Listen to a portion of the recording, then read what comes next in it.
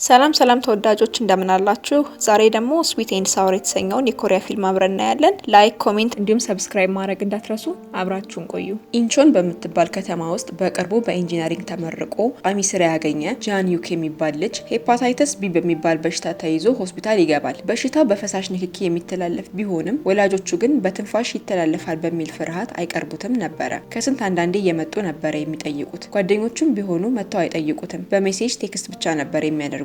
ሆስፒታል ውስጥ ያሉ ታካሚዎች ሳይቀር በጣም ነበር የሚያገሉት። ዶክተሮች እና ነርሶች ሁል ጊዜ በመጋረጃ እንዲከልሉት ጠይቋቸዋል። ነገር ግን እንደዚህ የሚካበድለት አይነት በሽታ አልነበረም። በዚህ ጊዜ ነበረ ጃንግ ዩክ ዳዩን የምትባለውን ነርስ የተዋወቃት። ዳዩን ደስ የምትል ልጅ ናት። ለስለስ ያለችና ትህትናም አላት። ሁል ጊዜ መልካም ነገር እንዲገጥመው የተንጠለጠለውን ግሉኮስ ትስምለት ነበረ። አንድ ምሽት ላይ ጃን ዩክ አየር ለመቀበል ዞር ዞር ሲል ደረጃ ላይ ዳዩን ሲጋራ እያጨሰች ያገኛታል። እጇ ላይ ቀለበት እንዳለም ያስተውላል። እሷም የግራጁዌሽን ቀለበት እንደሆነ ተነግሯለች። ቋሚ ስራ ስላለው እድለኛ እንደሆነና የእሷ ስራ የኮንትራት እንደሆነ ስራውም የሚያደክምና በጣም ረጅም ሰዓታት ያለ እረፍት እንደምትሰራ ሲጋራ የምታጨሰውም ድካም እንዳይሰማት ነቃ ለማለት እንደሆነ ተነግሯለች። በወሬያቸው መሀል የነርሶች አለቃ የሆነች ሴት ትመጣና ማጨስ እንደማይቻል ታስጠነቅቃቸዋለች። የተደናገጠችው ዳዩንም ሲጋራው የጃንግ ዩክ እንደሆነ ተናግራ እሱንም ተቆጥታ ይለያያሉ። በቀጣይ ቀን ጠዋት ላይ ለውሸቷ ስለተባበራት እና እንድትጋለጥ ስላደረገ በጣም ታመሰግነዋለች።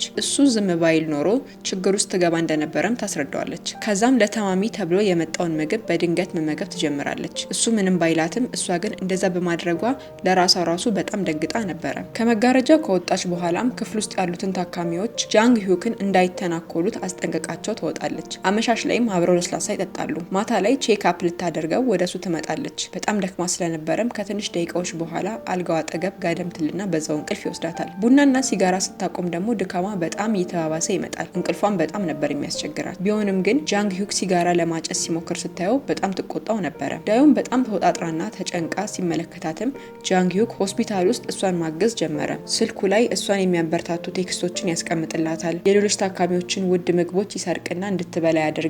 ማታ ደክሟት ስትመጣ አልጋው ላይ ጋደም እንድትል ቦታ ይተውላታል። በጣም ያመመው በማስመሰልም በዊልቸር ገፍታ እንድታስወጣው ያደርግና ማንም እንደሌለ ሲያረጋግጥ ቦታ ተቀያይሮ እሷን ዊልቸር ላይ አድርጎ እንድትንሸራሸር ያደርጋታል። ዳዩንም በጣም ነበር የምትንከባከበው። የቁስል ማሸጊያው ላይ ሳይቀር ስቲከር ታደርግለት ነበር። አንድ ቀን ምሳ እየበሉ ጃን ዩክ መቼም ፍቅረኛ እንደማይኖረው ሲነግራት ዳዩን ተናዳ ወንዶች እንደዚህ ሲሉ ደስ እንደማይላት ትነግሯለች። ሁለቱም በዚህ ምክንያት ጓደኝነታቸው እየጠነከረ ይመጣል። ዳዩን ግን የስራ ባልደረቦቿ ስለ ሁለቱ ጓደኝነት እንዲያውቁ አትፈልግም ነበረ። ከነርሶች እና ዶክተሮች ጋርም ስትሆን ባላየ ታልፎ ነበረ። ከጥቂት ቀናት በኋላ ጃን ዩክ በጣም ስለተሻለ ወደ ቤቱ መሄድ እንደሚችል ዶክተሮች ይነግሩታል። እሱ ግን ከዚህ በኋላ ዳዩንን ማየት እንደማይችል ስላሰበ ይከፋዋል። ምሽት ላይም ሆስፒታል ውስጥ ለሞተ ታካሚ የመጣን የአበባ ጉንጉን ይሰርቅና ማታ ቼክአፕ ልታደርገው ስትመጣ ሊሰጣት ይጠብቃታል። ሆኖም ግን ለቼክአፕ የመጣችው ዳዩን ሳትሆን የነርሶቹ አለቃ ነበረች።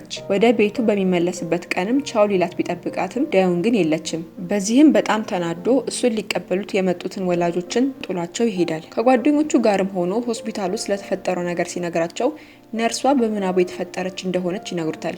ጃን ዩክ ግን ተስፋ አልቆረጠም። ወደ ሆስፒታል ተመልሶ ይፈልጋታል። አሁንም አላገኛትም። ከዛም ወደ መረጃ ዲስክ ይሄድና ስልኳን ይፈልጋል። ስልኳን በቃሉ እየሸመደደ እያለ ዶክተሮች ይመጡና እየሮጠ ይወጣል። የስልክ ቁጥሯን ግን ግማሹን ብቻ ነበረ ማስታወስ የቻለው።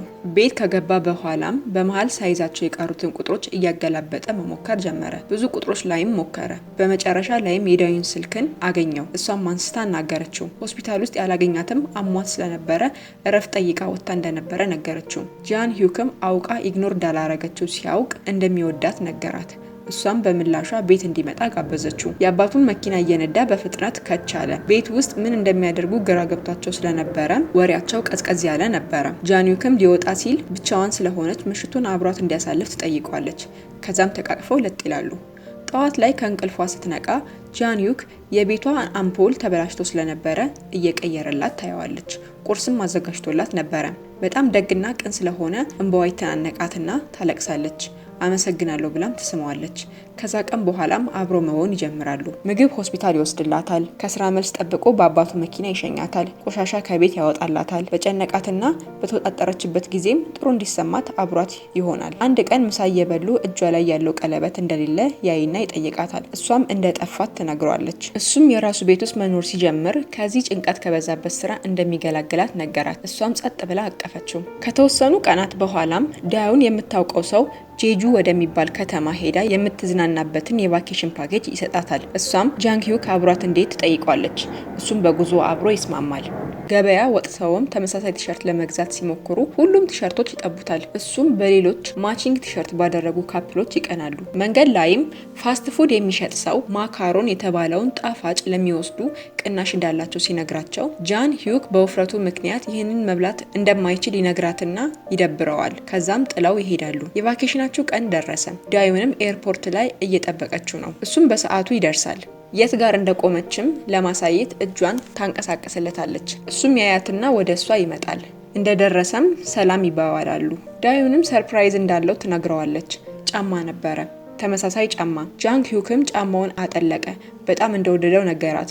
ጫማውንም ውፍረት ለመቀነስ እንደሚጠቀምበት ቃል ገባላት እና ሊያሳያት እዛው ላይ ዱብ ዱብ ማለት ጀመረ። በቀጣይ ትዕይንት ጃንግ ሂዩክ ፓርክ ውስጥ እየሮጠ እንመለከታለን። አሁን ላይ ቀጠን ያለና ጤነኛ ነው። ከዳዩን ጋርም አብረው እየኖሩ ነው። ጠዋት ወደ ስራ ከመሄዱ በፊት ቁርስ ይሰራል። ከቤት ሲወጣም እግረ መንገዱን ቆሻሻ አውጥቶ ይጥልላታል። ደስተኛ ይመስላሉ። ጃንግ ሂዩክ ቢሮ ውስጥ አለቃው ለትልቅ ካምፓኒ በጊዜያዊ ቅጥር ሌላ ቦታ ሊልኩት እንደሆነና ቦታው ላይ ብቃቱን ማሳየት ከቻለ ቋሚ ቅጥር እንደሚሆንለት ይነግረዋል። ይህ ደግሞ ለሱ አሪፍ አጋጣሚ እንደሆነም ያስረዳዋል። የሚሄድበት ቦታ ደግሞ ዋና ከተማ ወደ ሆነችው ሶል ነበረ። ሶል ከኢንቾን በጣም ሩቅ ከተማ ናት። ጉዳዩን ለዳዩን ሆስፒታል ሄዶ ምሳ እየበሉ ይነግራታል። ነገር ግን ወሬውን መጨረስ አልቻሉም። ምክንያቱም ሌሎች ነርሶች ወደ እነሱ እየመጡ ነበረ። ዳዩን ከሱ ጋር አብራ መታየትም አልፈለገችም። በተለይ ነርሶቹ መልኩ አዲስ ስላልሆነባቸው ከነሱ አይን ለመራቅ እየሞከረች ነበረ። ከጊዜያት በኋላ ዳዩን ከስራ ስትወጣ ወደ ቤት ሊወስዳት ጃንግ ሂዩክ ሲጠብቃት እናያለን። እንደመጣችም አዲስ የገዛውን መኪና ያሳያታል። ወደ ሶል ሲሄድም ምንም እንደማይቀየርና በየጊዜው በመኪናው ስለሚመላለስ ሀሳብ እንዳይገባት ቃል ይገባላታል። በዛውም የጠፋውን የግራጁዌሽን ቀለበት በአዲስ ይተካላታል። በመጀመሪያ ቀን ወደ ስራ ሲሄድም ትራፊክ ይዛቸውና ይቆማሉ። አጠገቡ ያለው መኪና ውስጥ ያለውን ሰውዬም አይቶ ይስቃል። ሰውየው ረፍዶበት ጸጉሩን መኪና ውስጥ ሆኖ ነበር እየታጠበ የነበረው። በጠዋት ተነስተው ቢሆኑ ኖሮ እንደዚህ እንደማይሆኑ እያሰበ በጣም ሳቀ። አዲሱ የስራ ቦታ ደርሶ አለቆቹን ሲተዋወቅ እሱ ብቻውን አዲስ ጊዜያዊ የኮንትራት ሰራተኛ እንዳልሆነ ተረዳ። ቦያንግ የምትባል አዲስ ተፎካካሪ ሰራተኛ አለች። እሷም ጃን ሂዩክን ስታየው አልወደደችው ነበረ። ምሳ ሰዓት ላይም ቋሚ ሰራተኞቹ እነሱን ሳይጠሯቸው ጥለዋቸው ይሄዳሉ። በዚህም ሁለቱ አብረው ለመዋል ተገደዱ። ቤት እንደገባም ለዳዩን ስለ ቦያንግ እያማረረ ይነግራታል። አለቆቹን ለማስደመምና እሱን እንዲመርጡት ለማድረግም በደንብ መጣር እንዳለበት ያወያያታል። በቀጣይ ቀን ጃን ሂዩክ ለሁሉም ሰራተኞች ቡና ይዞላቸው ይመጣል። ቦያንግም ላግዝህ በሚል ሰበብ ሁሉንም ቡናዎች እሷ ለሰራተኞቹ ተሰጣቸዋለች። ጃን ሂዩክም ምንም እንዳላደረገ ቆሞ ይቀራል። በሌላ በኩል የውሸቷን የተሳሳተ ፕሮጀክት ላይ እየሰራ እንደሆነ ትነግረውና ስራውን ሲቀየር ባለቆቹ እንዲቆጣ ታደርገዋለች። የዛኑ ቀንም ምሽት ቤት ሲገባ ለዳዩን በድጋሚ ስለ ቦያንግ ኮምፕሌን ያቀርባል። አዲሱ መስሪያ ቤት ውስጥ ስላለው ችግር በሙሉ ያወራትና ስለሷ ምንም ሳይጠይቃት ወደ ጄጁ ለሚሄዱበት ትሪፕም ሁሉም ነገር እሷ ፕላን እንድታደርግ ጥሏት ይተኛል። የፕሬዘንቴሽን ቀን ደረሰ። ፕሮጀክታቸውን ሲያቀርቡ ቦያንግ ከሁሉም ሙገሳ አገኘች። ነገር ግን ጃን ሂዩክ በመሃል የዲዛይን ችግር እንዳለበትና ፕሮጀክቱ በትክክል ካልተሰራ ድልድዩ እንደሚፈርስ ይነግራቸዋል። ከዛ ቀን በኋላም ጃን ሂዩክ ቦያንግን የራስሽ ጥፋት ስለሆነ አስተካክዩ ብሏት ጥሎላት ይሄዳል። ስራውንም ለመስራት ጭንቀት ውስጥ ስትገባ ደስ ይለዋል። ይህንንም ምክንያት አድርጎ ከስራ ቶሎ ይወጣል። እሷ ግን ተጨማሪ ሰዓታት እየቆየች ትሰራ ነበረ። ከስራ ቶሎ እየወጣ ወደ ቤት ቢሄድም ግን በጣም ደክሞት ነበረ የሚመጣው። ከዳዩን ጋርም ሳያወራ እንቅልፍ በዛው ይወስደዋል። ጠዋት ላይ ሲነቃም ዳዩን በጠዋት ስለምትወጣ አያገኛትም ነበረ። በዚህ ሁኔታ እርስ በርሳቸው መገናኘት ስላልቻሉ ጃን ሂዩክ ውሳኔ ላይ ይደርሳል። በአብዛኛው ስራ እየበዛበት ስለሆነ ሶል ውስጥ ቤት እንደሚከራይና እዛ እንደሚያርፍ፣ በረፍት ቀናት ቅዳሜና እሁድ ብቻ እንደሚገናኙ ያሳውቃታል። ቦያንግም ቢሮ ውስጥ በጣም አስቸጋሪ የሆነች ትመጣለች። እስከ ማታ ድረስ እየሰራች ትቆያለች። በስራ ሰዓት ትተኛለች። ባለችበት ቦታ ምግቧን ትመገባለች። ልብሷ አይታጠብም። ጸጉሯ ቡን እንዳለ ነው። በአጠቃላይ መሽተት ጀምራለች። አንድ ቀንም ጃንዩክ ከመጠን በላይ መብላት እንደሌለባት ሲነግራት ይህ ሁሉ የሆነው በእርሱ ምክንያት እንደሆነና የምትበላውም እንቅልፍ እንዳይመጣት ነቃ ለማለት እንደሆነ ትነግሯለች። እሱም ያዝንላትና ሊያግዛት ይወስናል። ምሽቱንም ሲሰሩ ያመሻሉ። የዛን ቀንም ዳዩን ነገ ቤት እንደሚመጣ ልትጠይቀው ቴክስት ልከለታለች። አላየውም ነበረ። በነጋታውም ስራቸውን ጨርሰው ፕሬዘንት ያደርጋሉ። አለቆቻቸውን በጣም ደስ ይላቸዋል። ቋሚ ሰራተኞቻቸውንም ከነሱ መማር እንዳለባቸው ይነግሯቸዋል። ከስራ በኋላ የደስደስ በሚል ከሰራተኞቹ ጋር ወደ ሬስቶራንት ይሄዳሉ። ጃንዩክንም አልኮል እንዲጠጣ ሲጋብዙት በተጎዳው ጉበቱ ምክንያት እንደማይጠጣ ይነግራቸዋል። ለዳዩንም ከሰራተኞቹ ጋር ያለው ፕሮግራም እንደጨረሰ ወደ ቤት እንደሚመጣ ያሳውቃታል። በዚህ መሃል ቦያንግ በጣም እየጠጣች ነበረ። ችግር ውስጥ እንዳትገባ ሰግቶ ቤቷ ድረስ አድርሷት ይመለሳል። ጃንዩክ ወደ ቤት በሚመለስበት ሰዓት እጅግ በጣም መሽቶ ነበረ። ቤት ሲገባ ግን ዳዩንን አላገኛትም። የሌላ ነርስ ሺፍት እንድትሸፍን በሚል ከሆስፒታል ተደውሎላት ሄዳለች። ሌሊቱንም እዛ እየሰራች እንደምታሳልፍ ትነግሯለች። በዚህም ሳታየው በመቅረቷ ይቅርታ ተጠይቀውና አምፖሉ ስለተበላሸ እንዲቀይረው ታሳስበዋለች። ጃንዩክም ጋደም ባለበት እንቅልፍ ይወስደዋል። በነጋታውም አምፖሉን ሳይቀይር ተነስቶ ወደ ስራ ይሄዳል። ቢሮ ውስጥ አለቃቸው አዲስ ፕሮጀክት ይሰጣቸዋል። አሁን ላይ ሁለቱ ስለተግባቡ አብሮ ለመስራት ዝግጁ ናቸው። ጃንዩክም እያመሻ መስራት ጀመረ። ቦያን ጋርም ረጅም ጊዜ ማሳለፍና መግባባት ጀመሩ። ግን ከዳዩን ጋር ያለው ነገር እየቀዘቀዘና መገናኘት እያቆሙን መጡ። ይህ ደግሞ ዳዩንም በጣም እያሳሰባት ነበረ። እጅግ አስፈላጊ የሆነ ነገር ልትነግረውም ቀን እየጠበቀችለት ነው። ቦያንግ እና ጃንግዩክ ሁለተኛ ፕሮጀክታቸውም አሪፍ ሆነላቸው። ይህንን ለማክበርም አብረው ራት በሉ። ለብዙ ቀናት ቦይፍሬንዷን ያላየችው ዳዩንም ስልክ ደውላ የት እንዳለ ጠየቀችው። እሱም አምሽቶ ስራ እየሰራ እንደሆነ ዋሽቶ ነገራት። ራት እየበሉ እያለም ጃንግዩክ መጠጣት ጀመረ። አንድ ቀን አምሽቶ እየሰሩ እያለም ቦያንግ ጃንግዩክን ማሽኮርመም ጀመረች። የዛን ጊዜም ተደናግጦ ወደ ቤት ሄደ። ወደ አፓርትመንታቸውም ሲገባ ቤት ውስጥ ብዙ የቆሻሻ ፌስታሎችን አየ። ጃንግዩክም አውጥቶ እንዲጥላቸውና አምፖሉን እንዲቀይር ጠየቀችው። ይህ ሁኔታም ሁለቱን ወደ ጭቅጭቅ ወሰዳቸው። ሁለቱም በጣም እንደሚደክማቸውና አንዳቸው ማገዝ እንዳለባቸው ተነጋገሩ። ዳዩንም ጃንግዩክ የሚመጣው ለመተኛት ብቻ እንደሆነ ስትነግረው እሱም ሁሉ ነገር ስለሷ ብቻ እንዳልሆነ ይነግራታል። ነገሩ እየተካረረ እንደሆነ ያሰበችው ዳዩንም በመሃል በጣም አስቸኳይ ስላለችውና አስፈላጊ ነው ብላ እስከዛሬ ድረስ ስትጠብቀው የነበረውን ነገር ትነግረዋለች። ፔሬዷን መምጣት እንዳቆመም ታሳውቀዋለች። ጃንዩክም ቅድም ሲከራከርበት የነበረውን ቆሻሻ እንደ ምክንያት አድርጎ ይዞት ይወጣል። ቆሻሻውን እየጣለ እያለም በጣም ይናደዳል። አባት የመሆን ሀሳብ አልነበረውም። በነጋታውም ስራ በጣም በዝቶበት ስለነበረ የዳዩንን ጉዳይ ብዙም አላሰበበትም ነበረ። በመሃልም ዳዩን ደውላ ዶክተር ጋር ሂዳ የ4 ሳምንት እርጉዝ እንደሆነች ትነግረዋለች። ጃንግዩክም ሳያስበው ቦያንግ ላይ ይጮህባታል። እሷም በጣም ትደነግጣለች። ይቅርታ እንድታደርግለትም ይጠይቃታል። ጃንግዩክ የቀጣዩ ፕሬዘንቴሽን ላይ አልነበረም። ኃላፊነቱን መወጣት እንዳለበት ሲያስብና እረፍት ጠይቆ ለቼክአፕ ወደ ሆስፒታል ይሄዳሉ። ሆስፒታል ውስጥም ቼክአፕ እያደረገች እያለም ወረቀት ላይ የሚሞላሉ ነገሮች ነበሩ። ከነዛም ውስጥም የልጁ ጠባቂ የሚሆነውን ስም እንድታስቀምጥ ነበረ።